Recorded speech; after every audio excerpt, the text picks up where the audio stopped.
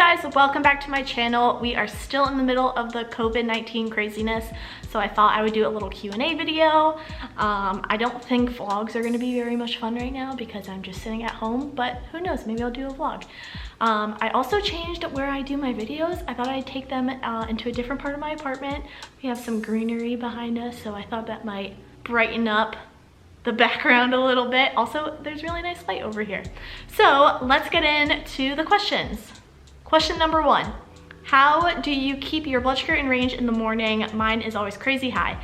I don't always wake up with great blood sugars. I'll be honest, some days I wake up at 250, some days I wake up at 80. They're always not the same.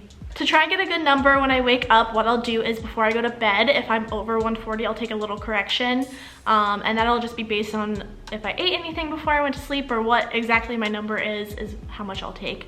The other thing you can do is set your high alarm a little bit lower, maybe like 150 or 140, so that if you do start to rise overnight, you'll wake up before you get too high and you could take a little correction. Okay, moving on to the next question. How do you manage gatherings where you know you're gonna eat a lot? Stuff like that. So for example, like Thanksgiving is a good example. I just take it as it comes. You can't really pre-bolus for Thanksgiving.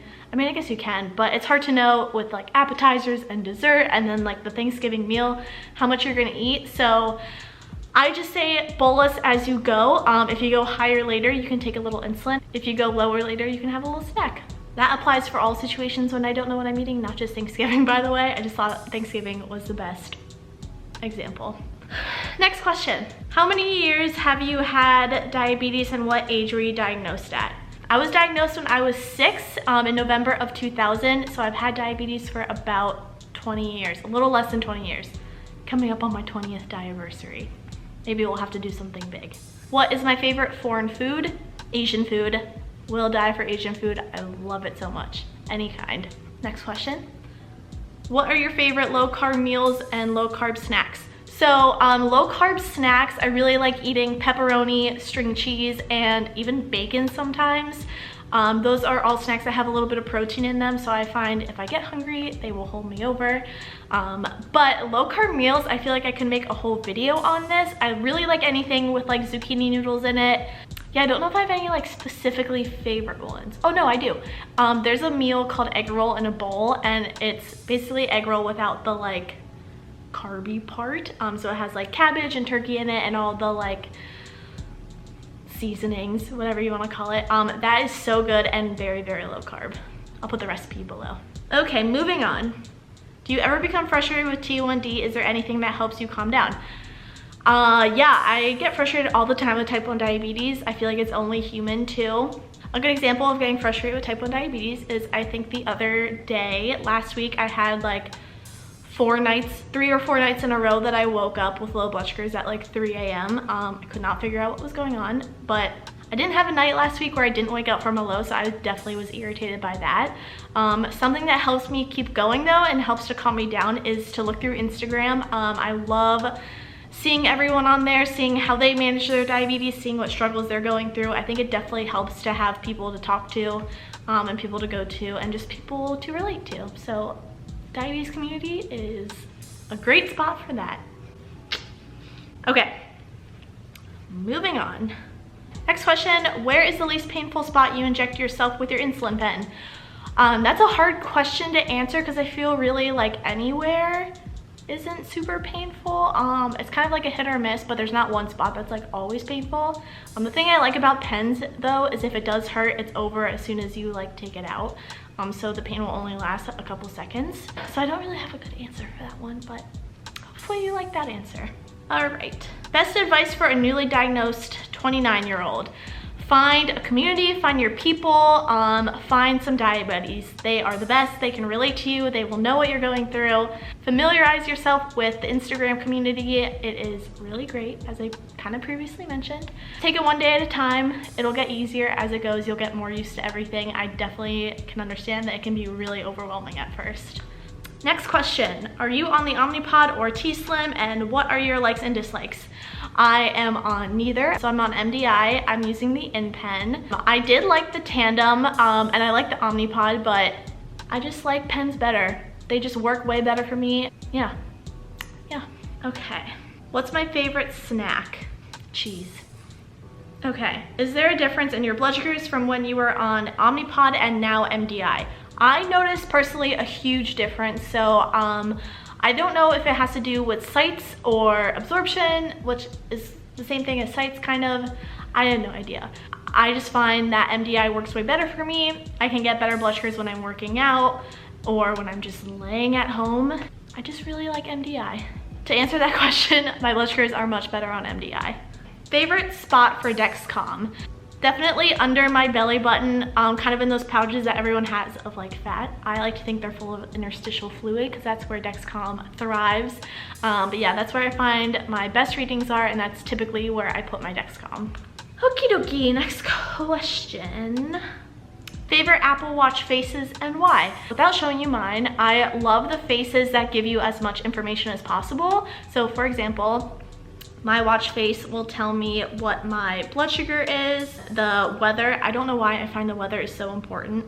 I have the workout thing on, don't know what to call that, but so you can turn out a workout on super quick.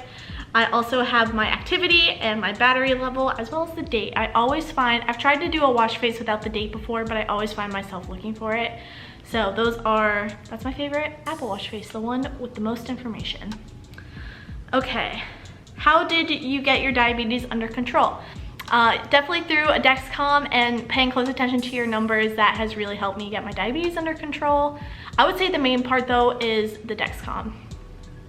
Okay, when are you planning on getting back on the Omnipod? I am not. I'm planning on staying on MDI, definitely into the future. I'm not sure if I'll ever go back on a pump.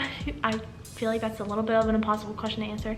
But yeah, I'm not planning on going back on the Omnipod anytime soon. Love MDI.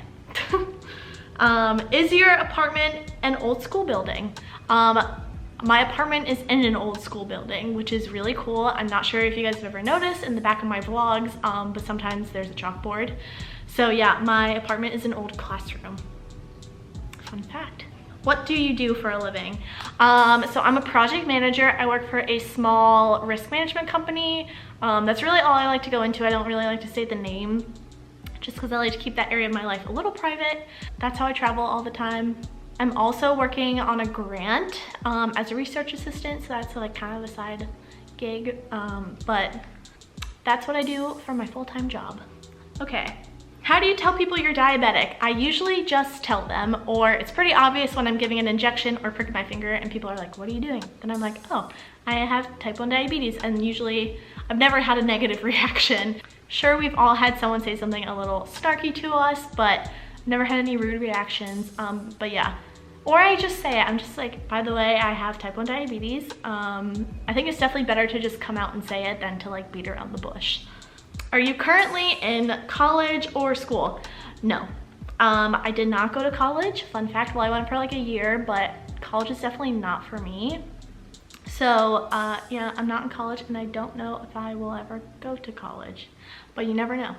And next question. How are you living through this tough time with T1D? I'm following all the CDC guidelines, washing my hands, keeping 6 feet away from everyone, trying to go to the store when there's like the least amount of people as possible, and ordering groceries online if I can. Also keeping my blood sugars in range. I know that's kind of hard. I definitely haven't kept them in range every day since the coronavirus has been around, but I've been doing the best that I can, and that's about it. That's how I've been dealing with it.